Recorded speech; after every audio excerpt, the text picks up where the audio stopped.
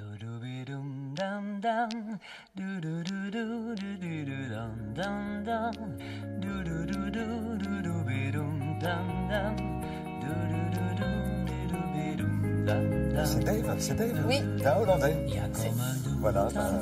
Pourquoi pas? T'as l'impression de l'apprendre aux gens, ça, parce qu'ils le savent depuis un moment. Hein.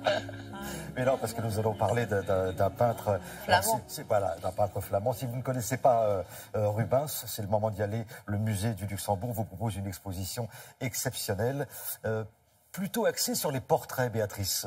Bonjour, Béatrice Bonagona. Oui, bonjour Thierry. Plutôt axé sur les portraits. C'est vrai que ce qu'on a vu dans nos livres d'histoire, parce qu'on a tous croisé Rubens dans nos livres d'histoire, c'est peut-être plutôt la peinture religieuse, une peinture plus personnelle. Là, il s'agit de portraits parce que les peintres doivent vivre à un moment donné et que les portraits, ça leur apporte parce qu'il s'agit de portraits des grands de ce monde. Donc des gens qui ont finalement un certain pouvoir, qui ont de l'argent et qui peuvent comme ça assurer un salaire assez conséquent aux peintres. En fait, c'est des commandes, c'est ça? Ce sont des commandes la plupart du temps, parce que, faut bien comprendre, je ne vais rien vous apprendre non plus, qu'au XVIIe siècle, la photo n'existe pas.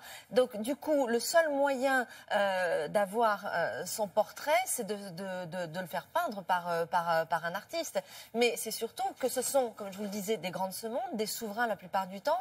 Donc, il y a un côté qui va avec le portrait. Il y a toute la diplomatie qui va, c'est leur carte de visite par rapport aux autres cours européennes. Ils se montrent avec leurs bijoux, tous leurs apparats. En gros, il n'y a pas seulement que le portrait, que le visage, mais il y a aussi tous les signes extérieurs qui vont vous classer dans telle ou telle catégorie sociale.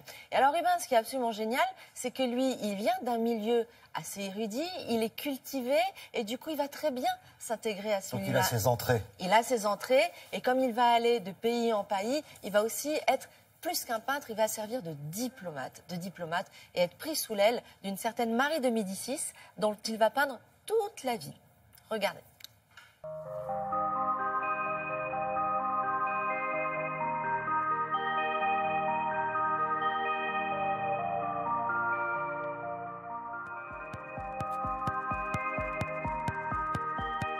Rubens, c'est le prince des peintres, c'est le peintre des princes, et c'est l'objet de cette exposition, de montrer ces deux facettes.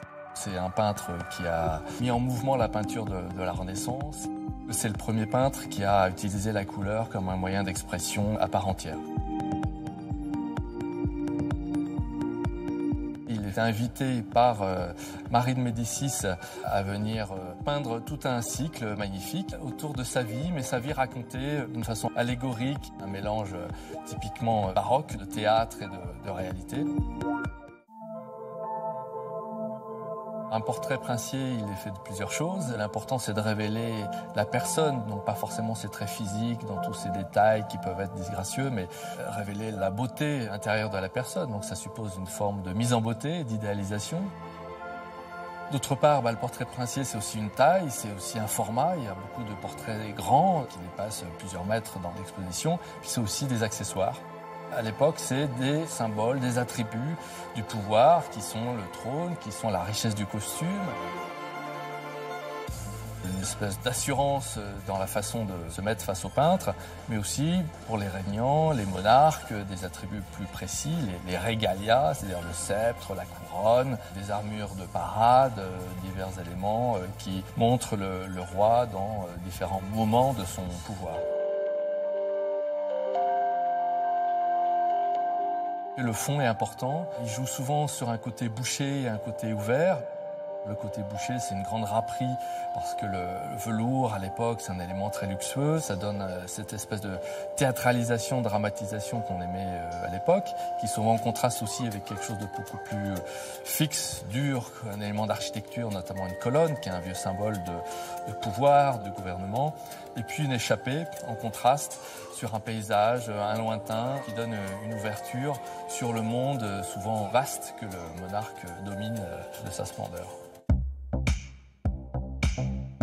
Rubens, c'est un peintre très séduisant parce que c'est un des premiers peintres à avoir utilisé la touche du peintre, la vigueur du pinceau comme un élément d'expression à part entière. Et par ailleurs, il y a une mise en scène du pouvoir qui reste toujours actuelle. Quand on voit les portraits officiels de nos présidents de la République, on voit bien qu'il y a une utilisation d'accessoires, de mise en scène, de codes qui ont été institués par ces grands peintres, Titien avant Rubens, mais que Rubens a beaucoup contribué à instaurer.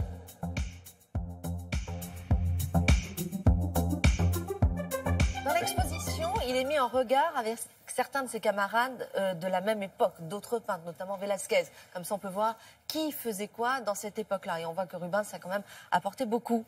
Et on précise quand même que c'était pas ce qu'il préférait. Ben non. Lui, il mais préférait souvent, les commandes comme ça de tous les peintres, les artistes qui ont peint justement la haute bourgeoisie ou les rois de France sont des gens il faut bien vivre. Donc forcément, mais c'est pas ce qu'ils préfèrent, effectivement. C'est à voir jusqu'au 14 janvier au musée du Luxembourg à Paris. Merci Béatrice.